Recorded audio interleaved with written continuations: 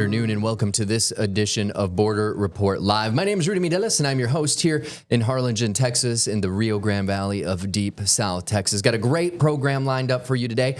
Our San Diego correspondent, Salvador Rivera, is going to be joining us in just a few moments to speak with Migrant Insider's Pablo Manríquez. You may remember him from a couple weeks ago. We had him on. He's here to once again fill us in on what's happening in the halls of Capitol Hill, and we're going to get to him in just a moment. But as always, let's go ahead and start by taking a look at what's trending across the entire border, starting with Customs and Border Protection officials saying that Latin King street gang leaders have allegedly issued a shoot-on-sight order targeting agents involved in immigration operations in Chicago.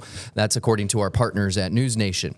Now, an internal warning from CBP said officers and agents are reminded to maintain heightened situational awareness and exercise extreme caution when conducting enforcement activities. News of the alert comes after shots were reportedly fired at federal agents during an immigration enforcement operation in Chicago on Saturday. Homeland Security says a group of people also threw a paint can and bricks at a Border Patrol vehicle. Tensions remain high 2 months into Operation Midway Blitz. Residents who oppose the Trump administration's immigration crackdown have protested and even followed and confronted heavily armed agents. Bringing it back over here to the state of Texas, Texas Attorney General Ken Paxton is now suing Harris County, that's for Texas, for allocating county funds to programs that help undocumented people get access to legal support. The county, which is home to the city of Houston, created the Immigrant Legal Services Fund program back in 2020, and last month set aside more than $1 million to keep that program funded. The program sends funds to 5 organizations that help people facing deportation get lawyers. Now, Paxton called the program, quote, evil and wicked, end quote, as well as unconstitutional. The Harris County attorney said the program was perfectly legal and his office would defend it in court. He said Paxton's lawsuit is a cheap political stunt. Also happening, a Catholic bishop from down here on the border and a very strong advocate for migrants was elected today as vice president of the United States Conference of Catholic Bishops. Right on your screen there, that is Bishop Daniel E. Flores of the Diocese of Brownsville, Texas, which encompasses Brownsville here in Harlingen, Texas, and all the way out to Rio Grande City. He was a strong contender for the top post, but ultimately was elected to the vice presidency for the U.S. Conference of Catholic Bishops. Instead, U.S. Catholic bishops elected Oklahoma City Archbishop Paul Coakley as their new president. Now, today's vote kind of serves as a barometer for the bishop's priorities. In 3 rounds of voting, he edged out centrist candidate Bishop Flores. He has served the South Texas Diocese since 2010. Now, Flores has been the U.S. bishop's leader in the Vatican's synod process to modernize the church. As a Latino, he also represents a growing segment of the U.S. Catholic Church. From his diocese along the U.S.-Mexico border, he is traditional on sexual ethics and outspoken in defending migrants. Time now to bring in our San Diego correspondent, Salvador Rivera, and our guest for today's program from Migrant Insider, Mr. Pablo Manríquez. Thank you, Rudy. Pablo, Hey, Rudy. great to see you again. And it's been only a couple of weeks, but we missed you so far. It's an honor to be back, Salvador.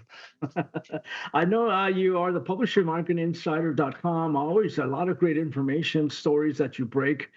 Stories like what we are seeing now. Apparently, this government shutdown is coming to an end. Fill us in on what happened in Washington and what has led to the point we're at now.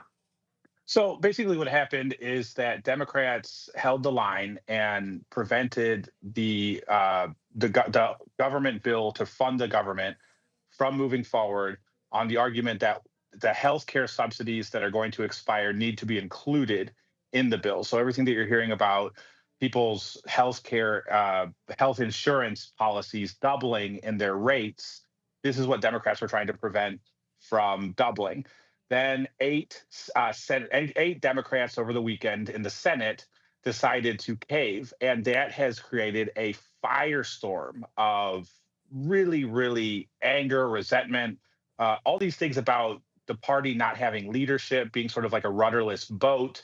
That has come back in the last 24 hours since it was clear that, this was moving forward. So basically, long story short, the Senate last night, they made the agreement over the weekend, and then on Sunday they passed a motion to proceed, what's called the cloture vote, so that it made it sort of inevitable that the vote was going to move forward. Now, any Democrat could have jumped off that ship. Any of those 8 Democrats that had broken ranks could have jumped off ship.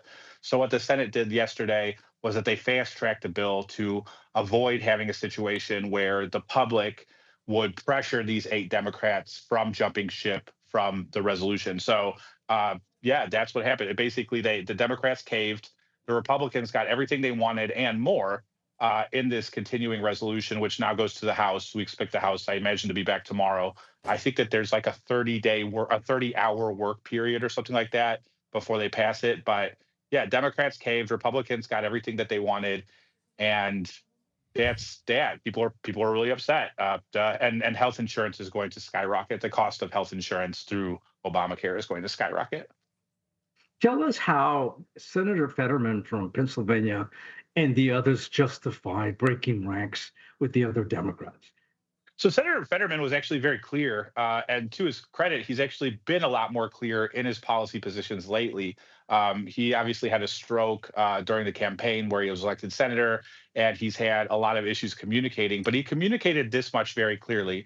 To him, it was about the food stamps, the SNAP benefits. They were like, look, you need to have people need to have food. That was Senator Fetterman's position, and it was a very clear, concise, and to some honorable position for a lot of people who don't like Fetterman. He's one of the senators that's polling the worst in his state of any senator. People feel really betrayed by a lot of the positions he's taken on Israel and immigration lately. But on this, he was crystal clear. He said that he was hearing from constituents that they were concerned that they weren't going to be able to get food through their SNAP benefits, and he said that having food, especially in the the Thanksgiving time, is going to be more important than having a political fight. So Fetterman was the first Senate Democrat to cave, and he stuck to his guns. So the other senators, they all had sort of different positions that they like to take. My opinion after seeing them yesterday was that Tim Kaine from Virginia has a ton of federal workers in his district because it's in Virginia. So there's probably a lot of pressure on him to get them back to work. And the other senators like Angus King from Maine, Janine Shaheen from New Hampshire, I think that they just didn't want their Thanksgiving schedule to be interrupted by this shutdown fight. So yeah, Fetterman and Kaine both had good articulate reasons for jumping ship, for caving to Republican pressure. The other 6 didn't. And I think that the least impressive of them all was Catherine Cortez Masto. Catherine Cortez Masto is the first Latina senator to ever serve in the United States Senate. And since coming to the Senate, she's accomplished virtually nothing. So this was another instance where she has done nothing for her constituents and continues to do nothing for her constituents. And she didn't even give a good speech about why she was caving. So I don't know what exactly she does, but it seems right now that the first Latina senator is an empty suit. You think this will draw? Obviously, Congress has to vote on it. Do you think they'll finally get back to work and actually get paid or earn the money that they're getting paid for?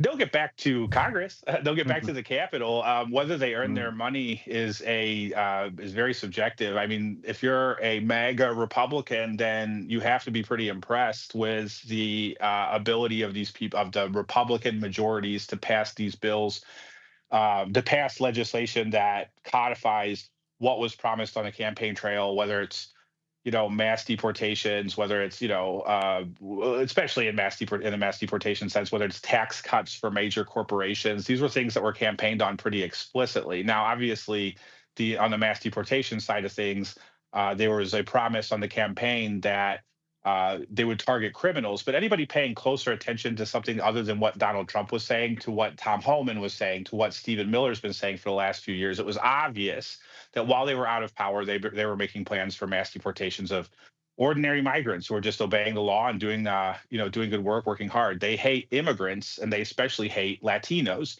So if you're a MAGA Republican who hates immigrants and hates Latinos, then you're definitely happy with the work that they're doing, and you probably feel that these lawmakers are getting their earning their pay. Now, if you're a good American with a good heart who doesn't hate immigrants and doesn't hate Latinos, then obviously these people are committing an atrocity in our country and becoming a global embarrassment.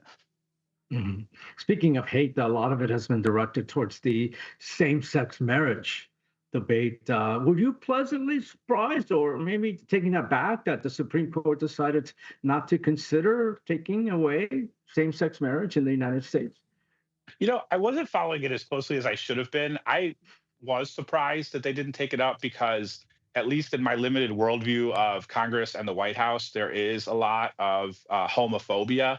But at the same time, the Supreme Court does kind of function as a barometer for what the status quo is. And most Republicans at this point favor same-sex marriage, and this is a Republican controlled Supreme Court.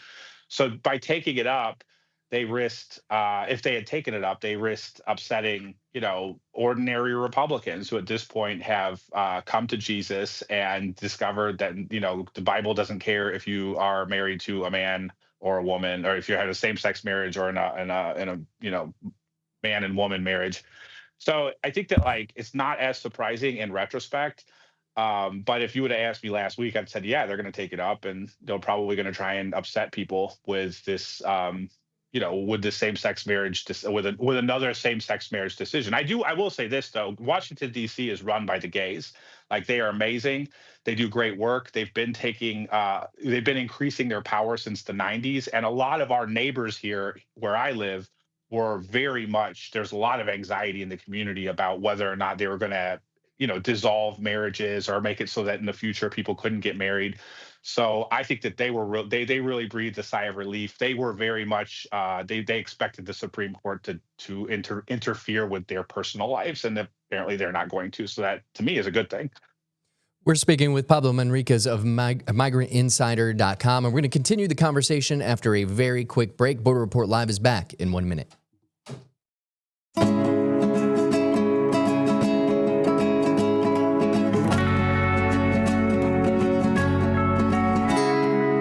And welcome back to this edition of Border Report Live. Salvador Rivera, San Diego correspondent, and our guest for today's program, Mr. Pablo Manríquez of MigrantInsider.com. Pablo, you write about a lot of different subjects in Washington or having to do with Washington politics, policies. This week, you wrote about your personal relationship with the former Congressman from Arizona's 7th Congressional District, Raul Grijalva. Talk to us about what you wrote and how much this man meant to you and your career.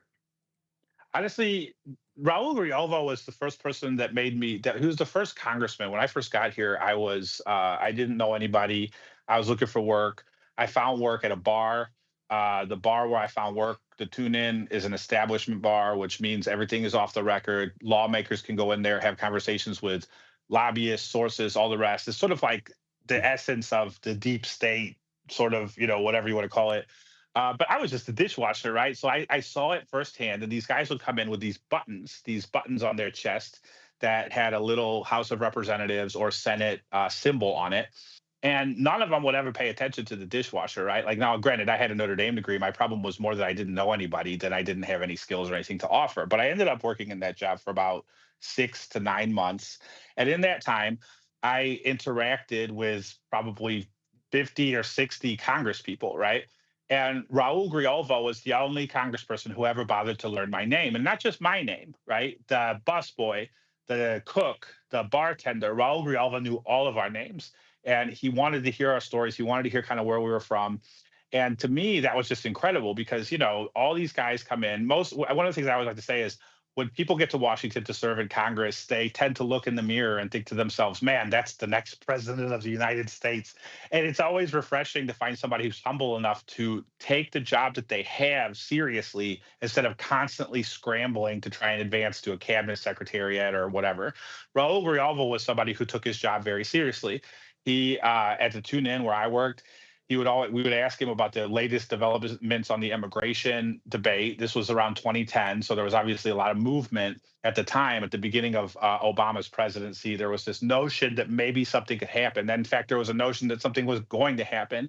And Raul Grijalva was somebody who could fill us in and actually tell us, like, what specifically was going on, and more importantly, to my future reporting career, who were the impediments to progress. Right? He was never somebody who shied away from throwing an elbow, especially off the record, and pointing us in the right direction. So fast forward, over the years, I got a job in politics. I got a job doing everything from like, publicist to TV booker to like, social media guy or whatever. So over the decade, I would see Raul from time to time, either at the tune in or some Hispanic caucus event or something like that he would occasionally attend. And during that time, I always saw him and he always remembered me as the guy who he met. I was a dishwasher. And so in 2021, I got my first press pass to cover the Congress. And at my first House vote, I walked into what's called the Speaker's Lobby, which is sort of an inner corridor beside the House chamber. It was where they killed Ashley Babbitt when she tried to storm the House chamber. And I'm standing there, and who walks in but Raul Grijalva? And Raul, he looks at me, he's like, Pedro? And I'm like, no, no, no, it's Pablo. He's like, oh, yeah. We kind of laughed about it and we kind of proceeded forth. And at the time, I was writing for a news site called LatinoRebels.com, and our big part of our beat was Puerto Rico. My boss was Puerto Rican. He really cared about what Puerto Rican policies were going through Congress. And Raul Grijalva was the chairman of the Natural Resources Subcommittee, which has jurisdiction over Puerto Rico. So there's nothing about Puerto Rico that was going through Congress that Raul Grijalva didn't have a hand in, that he didn't have like specific information about like what was what, right? So for the next year or so, during I guess it was the 116th Congress, Raul Grijalva became my source. He was the person who was giving me documents. He was telling me what the behind the scenes deals were on what was called the Puerto Rico Status Act at the time, which was a bill to give Puerto Ricans the opportunity to decide what their status was going to be, whether it's a nation, whether it's a state, or whether they're going to continue being a colony of the United States. So that negotiation was a very tense negotiation with Puerto Rican congresswomen like Nydia Velázquez and Alexandria Ocasio-Cortez and a few others kind of arguing it out. And Raul Grijalva was this like sort of weathered Mexican Arizonan who had to be the arbiter to make this deal come together. And he did make the deal come together. And the Puerto Rican Status Act was introduced and it passed the House. The Senate declined to take it up, but it did pass the House. But throughout that process, that was really the first bill that I followed start to finish. And without Raul Grijalva, I wouldn't have understood the inner dynamics. And I wouldn't have known how to cover future bills, especially in these niches where I've found myself covering over the years without him and his patient, generous guidance as a source. So we miss him dearly. And we're really excited to have his daughter join us when she gets sworn in, ideally tomorrow. Okay. So you really foresee that happening as early as tomorrow, the swearing ceremony for Adelita Grijalva? I do. The Johnson has said over and over again, House Speaker Mike Johnson has said over and over again that he wouldn't swear her in until the government was reopened. And that was just sort of like an additional leverage point in this broader discussion about, reopening the government and Obamacare subsidies and all the rest. But there's an additional political component to this in that there are currently 217 signatures on what's called a discharge petition. And a discharge petition is one of the most interesting tools that people have in Congress, that the House has in Congress, right? If the House Speaker declines to take up legislation that is popular in the Congress, then half plus one of the Congress can sign a document that says, we're going to overrule the House Speaker. That's what this discharge petition is. And the discharge petition is focusing on the release of the Epstein files. So Adelita Grijalva is going to be the plus one vote. She's going to be the 218th signature on this discharge petition that forces a vote that overrules Mike Johnson and that could result in the release of the, lightly redacted Epstein files that people are wanting to see to find out who the pedophiles were in Jeffrey Epstein's notebooks, and to find out just more about who Jeffrey Epstein was. He's such a huge figure now in his death. And, there are big questions that remain, not just sort of like who were the people who were committing these horrible acts against young women, but also where did this guy get his money from, right? Mm-hmm. Was he a professional blackmailer? Was he who was Jeffrey Epstein? And hopefully the Epstein files will be able to shed some light on that. But Adelita Grijalva is literally, she's figuratively the straw that is breaking the camel's back and forcing this resolution to move forward. So her swearing in, her first act as a congresswoman is going to be probably to vote no on the continuing resolution to fund the government and to sign the discharge petition to vote on releasing the Epstein files. So it's kind of interesting. One of the things that I've been saying all along is that by opposing or by delaying Adelita Grijalva, Raul's daughter's swearing in, Mike Johnson was making her a star. And sure enough, she's been on like every show. She's given hundreds of interviews at this point over the last,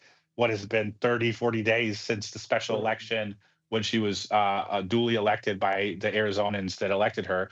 And, I told her when I talked to her, I was like, your father wouldn't be surprised by any of this. She would not be surprised by any of this. What's happening to you would not surprise him at all. But what would hurt him, what did sting, and it stung me too, was that they made her wear a guest pass.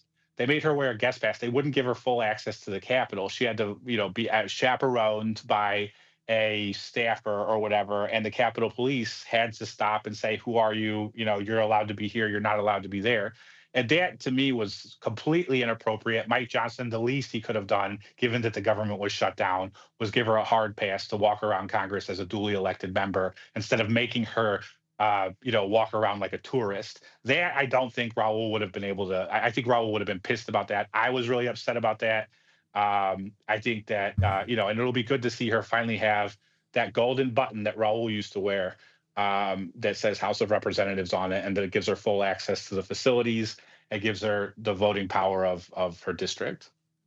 Well, she was gracious enough to join us a few weeks back, and she discussed basically having the keys to her dad's office, but not much else. Couldn't do anything, couldn't take calls from constituents, couldn't do anything, couldn't even use the printers in her office. So hopefully as of tomorrow, that'll change, and the people of Arizona's 7th Congressional District will finally get some representation in Congress. I did want to get into a story that you released today about an investigation into a very controversial figure within ICE. He's Border Patrol Chief or Supervisor Greg Bovino. Can you quickly summarize what your story discusses in terms of Bovino and some of the findings that are shedding some light on some of his past practices? Yeah, very quickly, the Project on Government Oversight has this new report out. ICE, Border Patrol, and everybody else is constantly be trying to cast themselves as the victims of protesters in the streets. But what the Project on Government Oversight discovered is that the use of excessive force exceeds the reported instances of assaults on Border Patrol agents by a factor of 2 to 1. So as much as they're saying that they are being assaulted by the citizenry or they're assaulted by the populace, the Project on Government Oversight found that it's actually the other way around. It's that the Border Patrol is assaulting the populace much more frequently at a rate of 2 to 1. And in Chicago in particular, they're assaulting people at a rate much higher than they were even in the El Centro sector. So these types of this brutality is increasing. I think that's sort of like the nut of the story. We've been speaking with Pablo Manríquez of Migrant Insider. You can find his reporting at migrantinsider.com. Thank you once again for joining us, Pablo. We appreciate you being here today. Thank you, Rudy. Appreciate you. And thank you, Salvador, as always. But stay with us because we got a couple minutes left when we return. So Border Report Live will be back in 1 minute.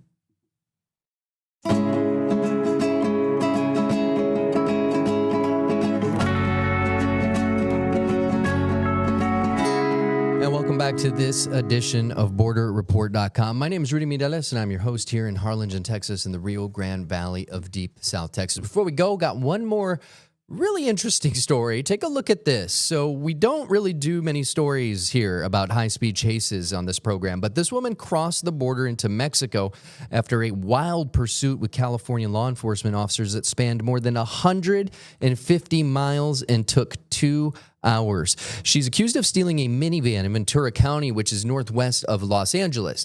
She then drove all the way to San Diego and then crossed into Tijuana, Mexico, using the San Isidro port of entry. Just for a little context, and you've heard Salvador, our San Diego correspondent, talk about San Isidro's port of entry. That is the 4th busiest land border crossing, not in the United States, but in the entire world.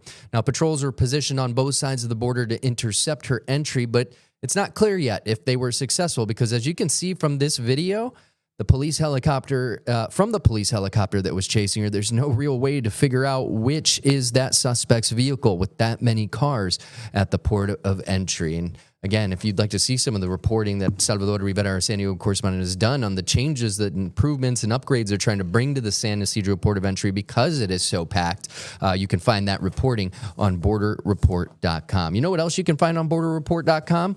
Links to our podcast, because you can stay informed on the story shaping the U.S.-Mexico border on your commute home, while walking the dog, or maybe you're getting a workout at the gym, because Border Report Live brings you real-time updates, expert insights and voices from both sides of the border. You can listen now on Apple Podcasts, Spotify, the iHeartRadio app, and you can get us in both audio and video form on the YouTube app. That's going to do it for us today. For Salvador, thanks again to Pablo Manríquez of MigrantInsider.com. My name is Rudy Mideles. We'll see y'all tomorrow.